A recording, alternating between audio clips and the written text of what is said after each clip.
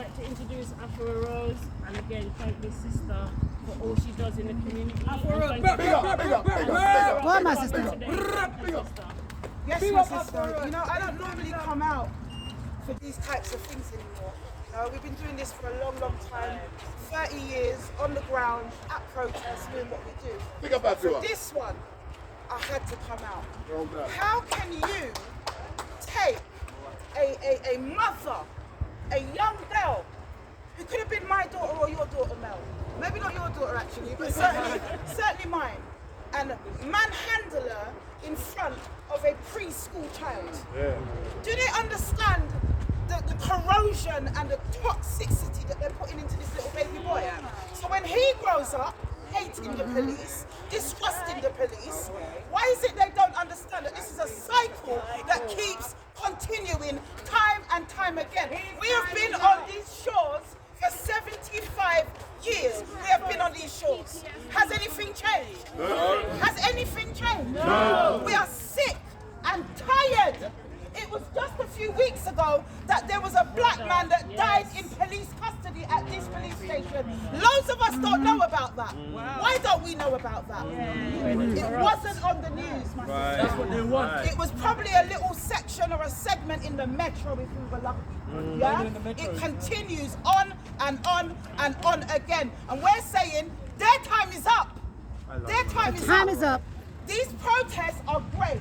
It brings us together as a people because we know that the issue isn't about black and white when it comes to racism. When it comes to racism, the issue is institutional. And it is against all of us. Every working class entity, it is against us. So what do? We come together, we rally, and then we leave. You leave under what banner you leave under, we leave under our banner, and nothing else happens after that. I'm calling for this time and for the next time, because we know it will come, that we have a national boycott. That's what we need to do. Of the style of Rosa Parks and the civil rights struggle. We need to do that, because this ain't getting us anywhere anymore. They're used to it. And as long as we behave ourselves and we don't raise any ruckus, we go away and the system continues time and time again. At what point are we going to up the ante? Yeah? They expect us to riot. Look what happened at the George Floyd riots around lockdown.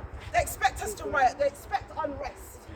To some extent, I think they almost want it. Am I right? Yes. So we've got to come with a different tack today. This is what I'm saying.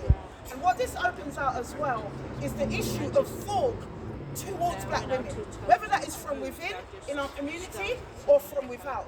Now, for years we know that this has been an issue that has been pushed onto black men primarily, right? So now what are we seeing? A Sandra Bland scenario? Are we now seeing that black women are going to be targeted in the same way? What on earth? Where was the agency? She was let go afterwards. She didn't seem to pose a threat. But the heavy policing, the culture of heavy policing in the Metropolitan Police Force is what caused that.